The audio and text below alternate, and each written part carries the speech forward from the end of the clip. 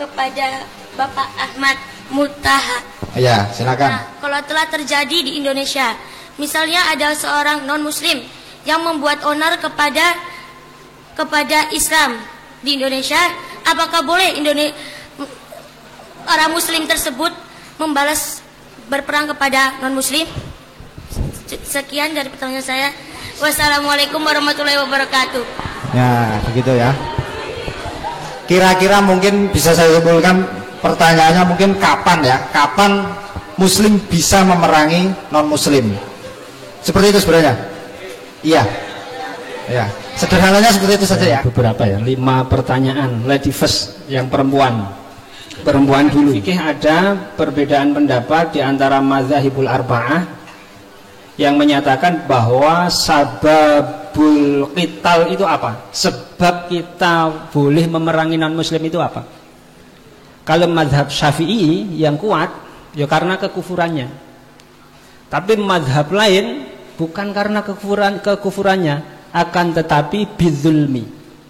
Sehingga dikaji oleh banyak ulama, sehingga dalam buku itu sudah ada, saya kira. Menyatakan bagaimana asasul alaqah bainal muslimin wa ghairihim. Prinsip dasar hubungan kita dengan non muslim itu seperti apa? Ternyata setelah dikaji dari Quran dan hadisnya, akhirnya para ulama berkesimpulan, dan ini yang diakomodir dalam buku ini.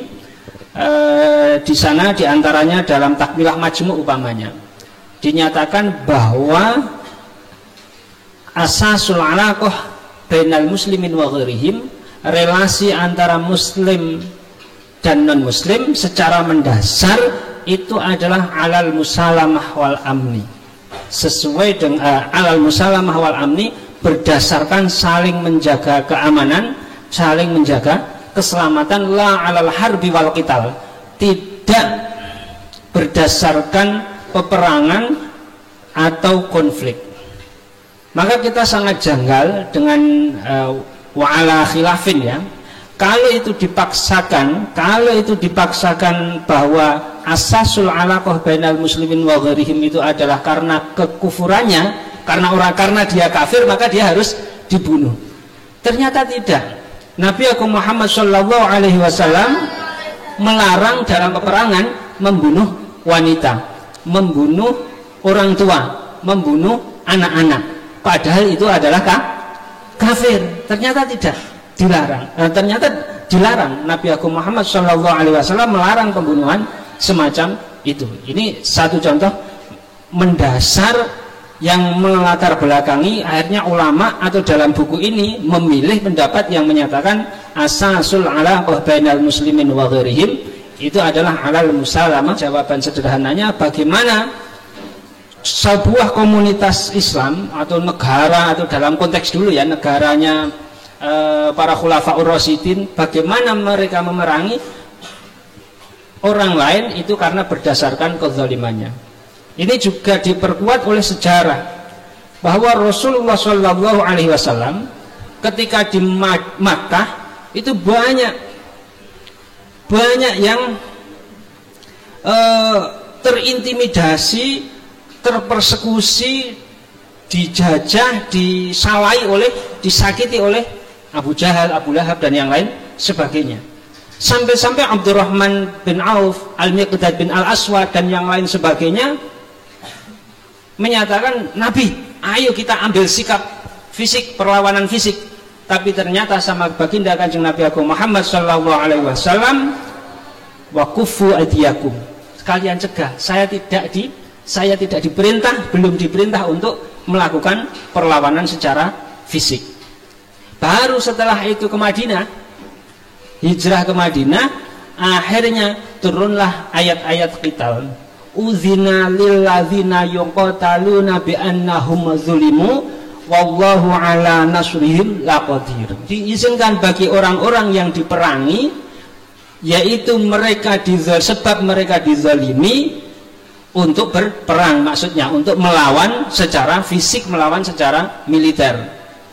Allah niscaya sangat berkuasa untuk menolong mereka. Nah, ini mendasari diantaranya bagaimana pendapat ini menjadi lebih unggul. Berkaitan dengan pertanyaan kapan kita boleh perang, hal ini bisa disimak dalam keputusan Basul Masail PWNU Jawa Timur di Pondok Pesantren Sunan Bejagung Semanding Tuban 10-11 Februari 2018. Di sana dalam Komisi Maudhu'iyah pernah dibahas tentang jihad Islam di era modern. Bagaimana keputusan Basul Masail itu? Keputusan tersebut menyatakan bahwa komando perang militer hanya merupakan kewenangan pemimpin pemerintah dan rakyat harus menaati kebijakannya. Di antaranya disebutkan secara terang-terangan oleh Al-Muwafiq Ibnu Qudamah Al-Maqdisi, salah satu ulama Hanabilah, dalam kitabnya Al-Mughni juz 10 halaman 368.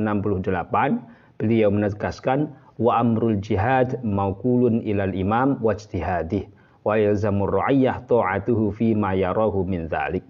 Urusan jihad, perang militer, memerangi orang lain dipasrahkan kepada pemimpin negara dan istihadnya, dan rakyat wajib menaati kebijakannya dalam urusan tersebut. Karena apa? Karena perang, penyerangan militer termasuk bagian dari hukum-hukum kenegaraan. Tidak ada perbedaan pendapat ulama bahwa siasat perang, deklarasi, gencatan senjata, strategi yang dipakai mau apa, dan dampaknya, analisis dampaknya, semuanya masuk dalam hukum kenegaraan. Rakyat, siapapun itu, tidak boleh secara ilegal tanpa izin dan persetujuan pemimpin pemerintah negara untuk ikut campur atas kebijakannya. Rakyat, siapapun itu, tidak boleh memerangi orang yang berbeda agama hanya berdasarkan menuruti hawa nafsu, sebagaimana disampaikan oleh Asy-Syahid Al-Imam Syekh Muhammad Sa'id Ramadan Al-Buti dalam kitabnya Al-Jihad fil Islam halaman 112. Wa yu'addul jihadul qitali fi muqaddimati ahkamil imamah bal la yu'lamu ayyu khilafin fi anna siyasatal jihad i'lanan wa tasyiran wa inha'an wa nadharan li zuyulihi wa atharihi kullu dzalika dakhilun fi ahkamil imamah wa annahu la yajuzu ayyim min afradil muslimin ay yastaqilla duna idznil imam wa musyawaratihi fi ibrami syai'in min hadhil umur.